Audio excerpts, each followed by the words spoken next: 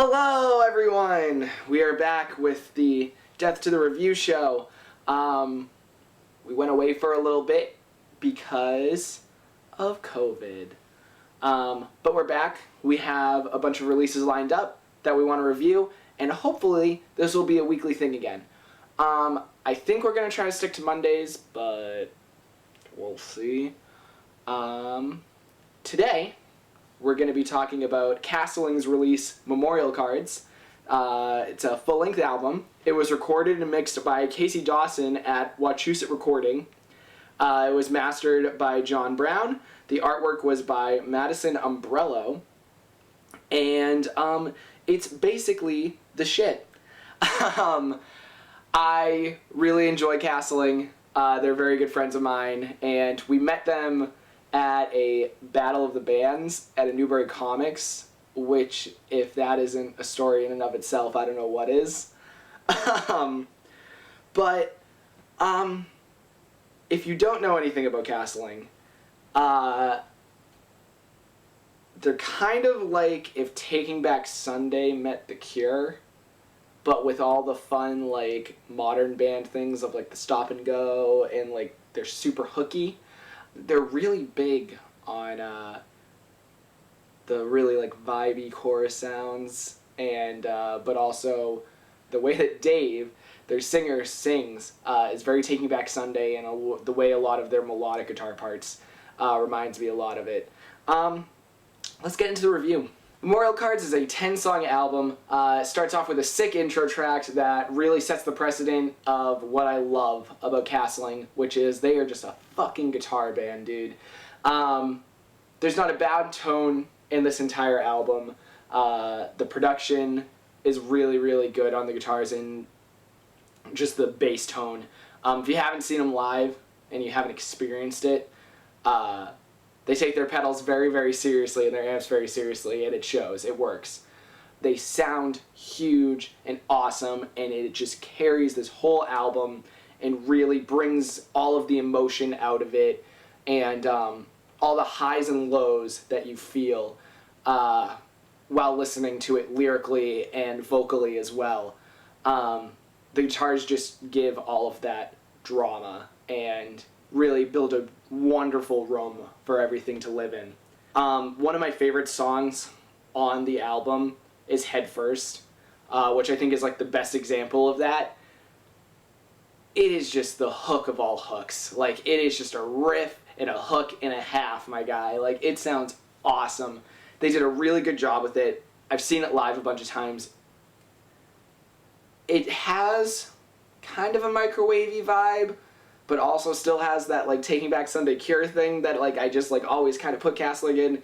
I wanted to say the vocals on this album, as opposed to their last album, is a marked improvement. Not to say they were bad before, but you can tell Castling really came in and brought their A game for this. And Dave in particular just fucking, like, hit it. I hope that they're very proud of themselves because they did a good job. The guitars obviously sound huge.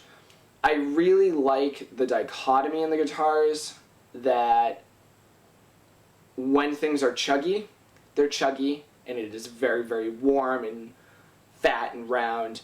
But when things are supposed to be leady and melodic, sonically they are cutting right through, not in a piercing way, but in a very here I am way that sounds just really good. It's got a sonic character to it that really just soars throughout the mix. All of their ambient stuff, like all the reverbs and delays and all of that, sounds super cool and lush. The chorus on this album, like any of the modulation on the guitars in this whole album, are just like top tier, like crazy, crazy good. I know they're big on the Dimension C pedal, which I do not see enough people using, but you probably shouldn't be because you're never going to use it as good as Castling does. Heavily involved in this record. I only know that because I see them live. It suits the songs really, really well too. I wanted to talk about Van Bottles a little bit. Van Bottles is such like a Rolling Stones, like Thin Lizzy ass sounding song. And it's so rock and roll. It is just like straightforward. As soon as it starts, if you listen to it, which you should, listen to this, the link is down below. You know right away, it is like the rock and roll song. It is just so like, and I think the cool thing about Castling is that they're kind of a jack of many trades. Every song sounds like them, but they're good at adapting that sound into different areas so that nothing feels stale, which isn't the easiest thing to do. There are plenty of bands that are good at kind of doing their one sound and all of the songs sound like that, and there's nothing wrong with that because that gives your band a sound. It is particularly impressive when you can take that sound and apply it to a bunch of different things, and I think that is a very cool thing that Castling can do. The single off this album, Embers, it is straight up single material. It hits hard right from the gun. This song and the one that ends the whole album, Merrimack Street, have really cool Wonder Years vibes, bridges, where it gets real in your emo gut, and Dave basically cries into the mic, and it just slowly builds up, and the drums get real wide and intense on those fucking toms and stuff. It's a killer, killer sound and a killer, killer feel.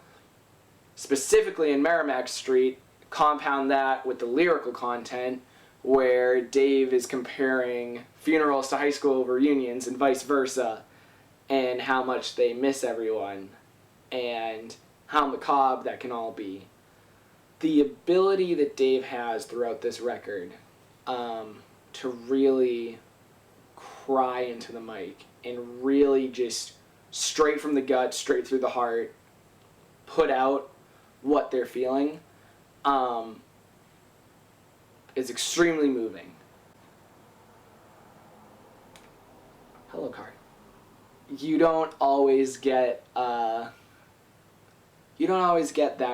raw of a performance either, and I think that Castling as a whole made a really good decision in making this record feel very raw. Not in a sloppy way though, in a way that is true to the emotional content of the record, lyrically and melodically. It feels real. When you listen to this record, and this is like just a Castling thing in general, no matter what they're playing throughout like all those little genre boxes that they can kind of skip around, a big part of like that sound that is consistent with them is it feels real and raw and honest and earnest in a very enticing, cathartic and comforting way that also makes you want to scream and cry your eyes out.